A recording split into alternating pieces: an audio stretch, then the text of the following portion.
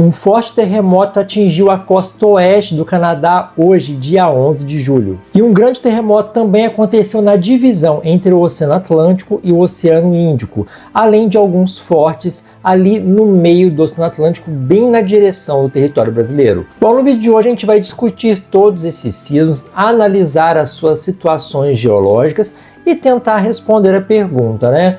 Afinal de contas, esses terremotos sendo fortes, ali na casa dos 6,5, 6,6 de magnitude, por que que um tsunami não aconteceu em cada um desses casos, né? Então a gente vai analisar um por um e entender direitinho essa história.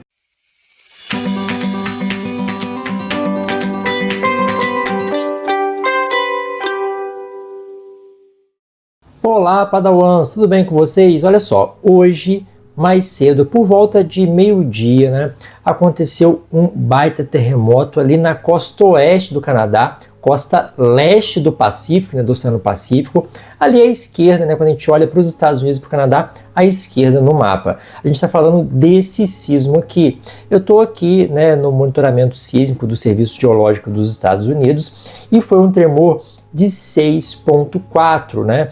Que está ali localizado a cerca de 209 quilômetros da costa canadense, beleza?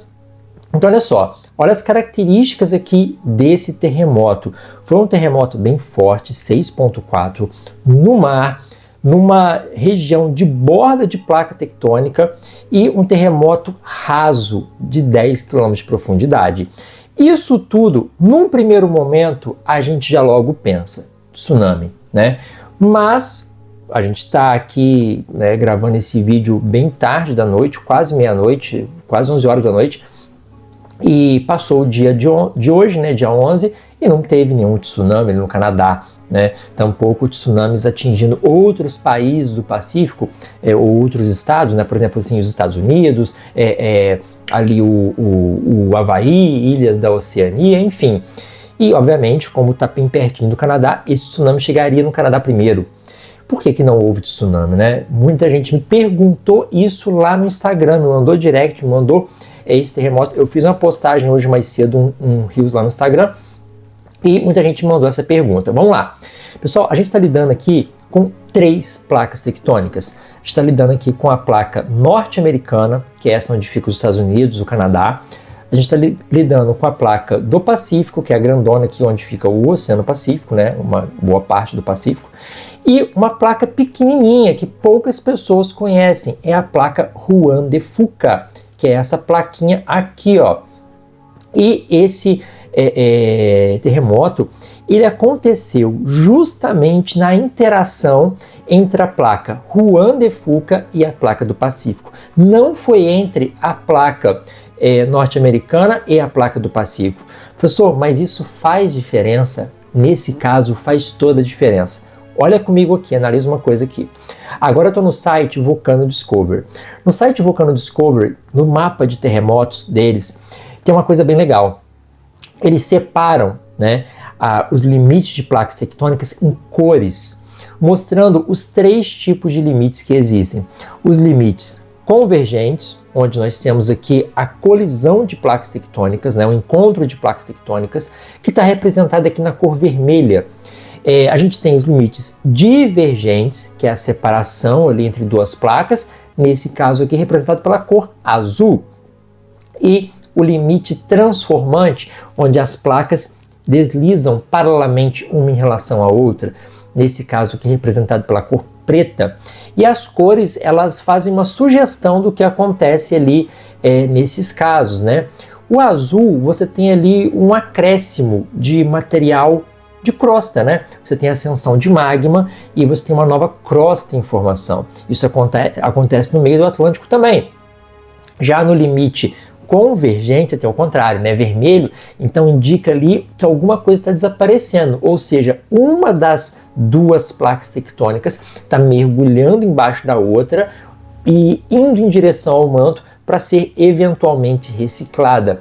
E no limite transformante não está acontecendo nada disso, né? As placas, elas não estão nem aumentando de tamanho e tampouco diminuindo de tamanho. Uma não está né, voltando ao manto, elas estão ali se conservando, tanto é que alguns chamam esse tipo de limite de conservativo, tá certo?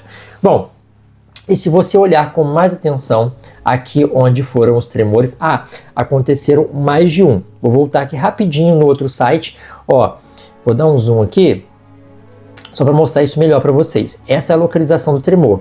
Notem que a gente tem aqui algumas bolinhas, tá? O mais forte, que foi o primeiro, foi de 6.4, aconteceu 12h08, horário do Brasil, tá? Não é horário do Canadá. E depois aconteceram outros menores, ó. A gente teve um aqui de 5.4, 13h17, um outro às 14h34, então todos ali na mesma região, beleza? Agora vamos voltar aqui para o Volcano Discovery. Notem que esses terremotos, eles aconteceram numa região de limite, ó, próximo do limite divergente ou também próximo do limite transformante. Então aconteceu numa região ou de limite divergente, que é o que está mais próximo aqui, principalmente o maior, né? Ou também próximo de um limite transformante. Não foi em limite convergente. Professor, e isso tem diferença? Toda a diferença do mundo para falar de tsunami. Olha só, tsunami, pessoal, por mais que eles aconteçam constantemente, não são fenômenos tão comuns assim. Eu diria que tsunamis são raros. Vou usar essa palavra aqui, tsunamis são raros. Por quê? No mundo acontecem todos os dias centenas ou até mesmo milhares de terremotos. E muita gente associa terremoto a tsunami e não é uma relação boa de se fazer. Eu vou explicar por quê. Para você ter um tsunami provocado ali por um terremoto, o terremoto tem que acontecer numa falha de limite convergente. Por quê? Uma placa está empurrando a outra. Então, uma dessas estruturas do subsolo ali, né, do solo marinho, assoalho oceânico, vai acabar subindo e a outra descendo, porque uma está empurrando, então aquela pressão ali vai fazer uma subir. E quando isso acontece de maneira abrupta, você tem então um deslocamento de uma massa de água, formando então as ondas gigantes. Isso geralmente acontece no limite convergente. É muito difícil, eu não vou falar que é impossível, mas é muito difícil, virtualmente improvável que isso aconteça no limite divergente ou transformante. Pode acontecer? Pode, mas é extremamente raro. Tá? Extremamente raro, tão raro quanto você ganhar na loteria. Agora, dentro do limite convergente é mais comum, mas mesmo dentro de um limite convergente também não é tão comum assim, porque não é todo terremoto forte num limite convergente que gera tsunami, tá? Então por isso que eu falo que para acontecer um tsunami tem que ser uma situação muito atípica, o terremoto tem que ser raso, tem que ter esse deslocamento do assoalho oceânico, tanto é que uma das perguntas mais comuns que eu recebo é o seguinte: professor, qual é o tamanho do terremoto que tem que acontecer no Atlântico para gerar um tsunami aqui no território brasileiro? E eu disse hoje lá no Instagram, eu vou falar aqui para vocês, não depende do tamanho do terremoto tanto assim. A magnitude do terremoto é importante, mas é importante de forma secundária, porque o mais importante é você ter o deslocamento de massa de água provocado ali pela subida ou descida do assoalho oceânico, né? No que a gente chama de falha, né? Ou uma falha normal ou uma falha inversa, que são desses dois tipos aqui, tá certo? Geralmente a falha normal acontece no limite divergente, tá? Mas isso aqui não acontece de maneira abrupta. Agora, a falha inversa geralmente acontece de maneira abrupta, porque você tem duas placas ali se empurrando, acumulando energia, e essa energia é liberada de uma vez só, um empurrão. Do mesmo jeito que se você pegasse duas mesas, um empurrasse de um lado, outro empurrasse de outro, e de repente a mesa quebrasse ali e desse aquele solavanco. Quando você está puxando as mesas, você não tem essa mesma energia acumulada, entende? Agora vamos voltar para cá, ó. Então, esses terremotos aqui, que foram vários, né? A gente teve um e depois nós tivemos as réplicas, né? Os terremotos secundários ali, enfim. e todos na mesma região, associados provavelmente à mesma falha. O que assustou muita gente é o seguinte, é que essa região ela é muito perigosa. Por quê? Aqui fica a famosa falha da Cascadia. A falha da Cascadia ela é pouco conhecida do grande público. Todo mundo conhece a famosa falha de San Andreas, que fica aqui, né, São Francisco, Los Angeles, na Califórnia, aonde você espera-se que aconteça aí um grande terremoto um dia. Algumas áreas aqui algumas áreas de falhas aqui estão há muito tempo sem receber um grande terremoto. Isso é um problema, porque a energia está sendo acumulada e não sendo liberada.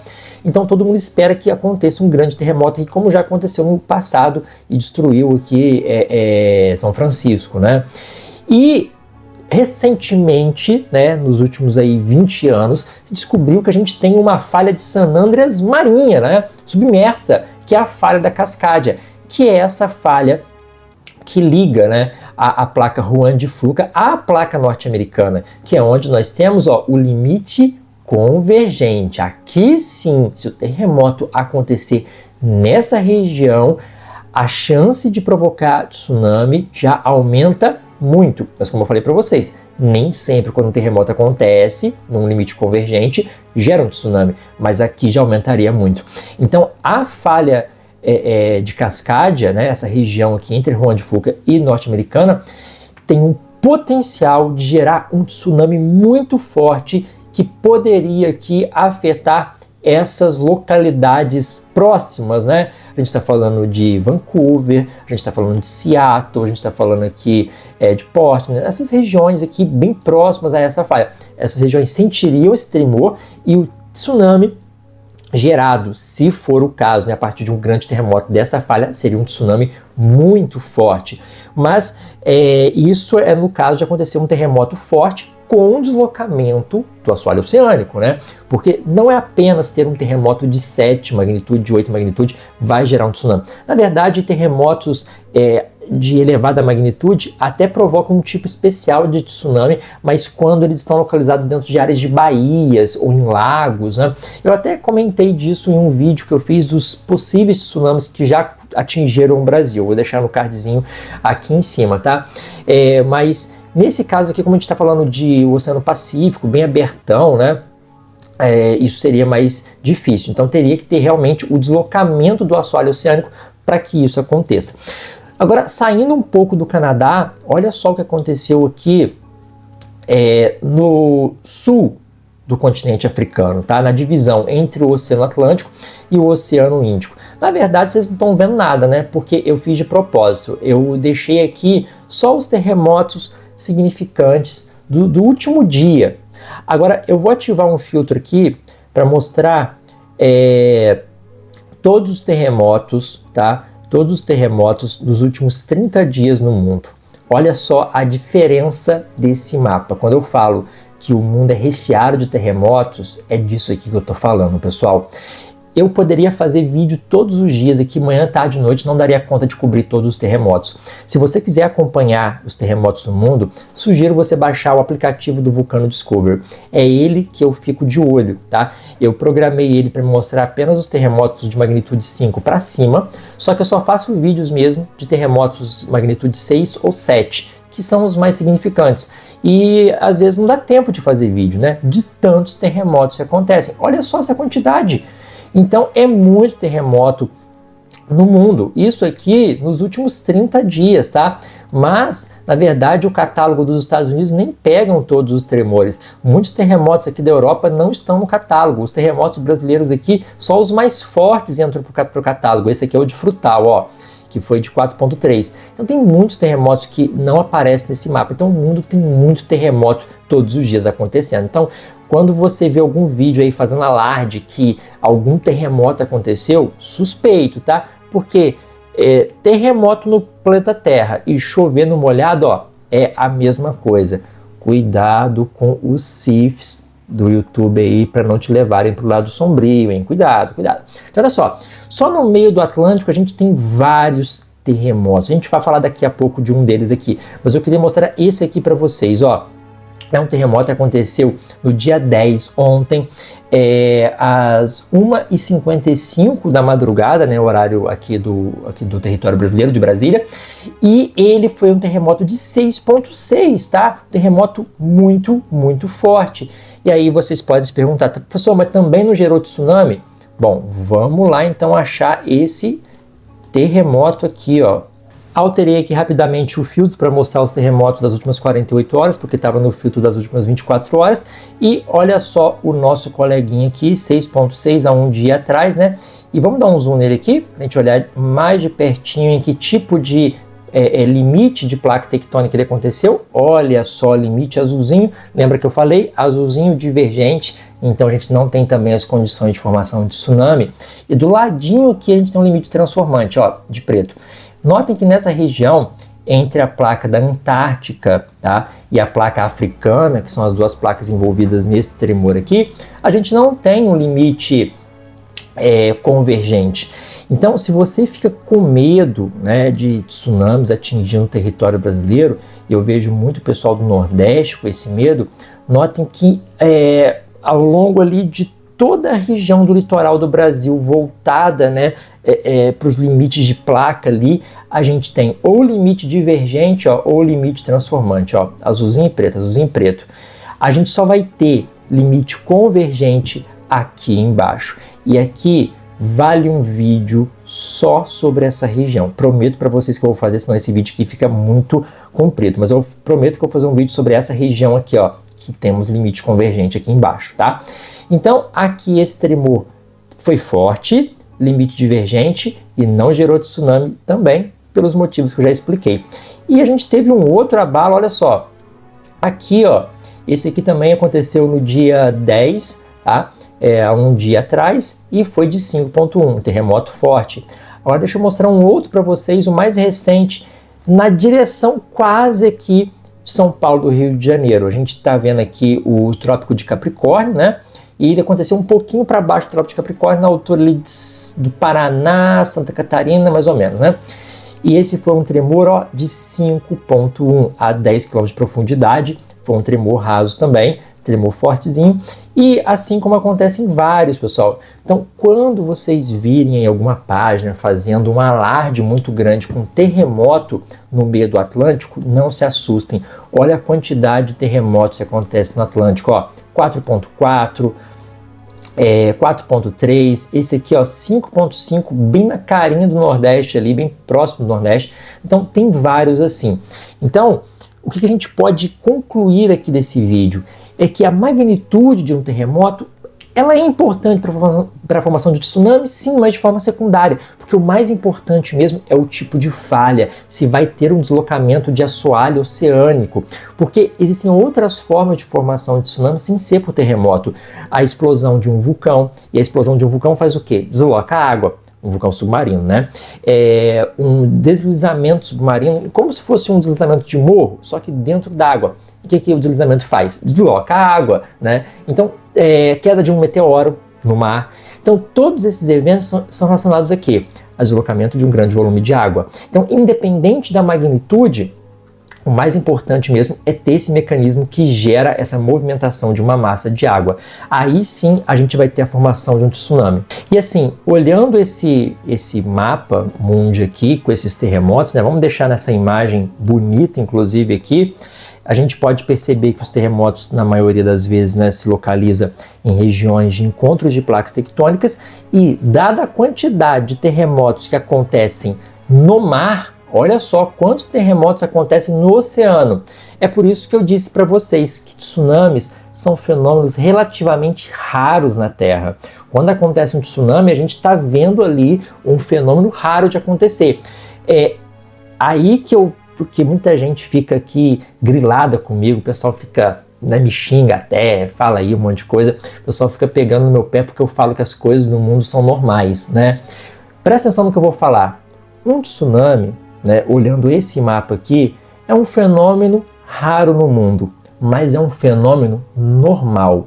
Vou repetir, um tsunami é um fenômeno raro, mas é um fenômeno normal. Por quê? Porque ele não acontece todas as vezes que um terremoto no fundo do mar acontece, e tampouco um terremoto em limite convergente vai gerar necessariamente um tsunami.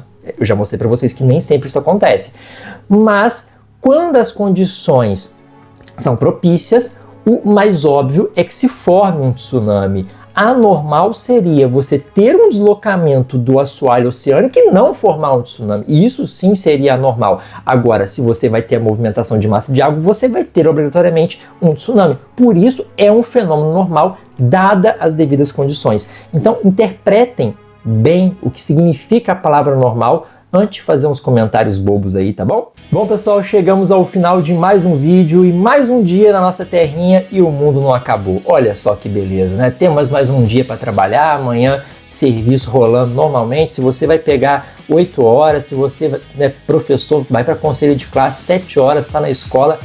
Infelizmente não é um tsunami, né, que vai impedir a sua ida ao colégio. Você vai ter que se encarar o conselho de classe e vocês aí vão ter que pegar o busão do mesmo jeito. Gostou do vídeo? Aprendeu um pouquinho? Então comente, curta, compartilhe esse material, aproveite para se inscrever, se tornar membro.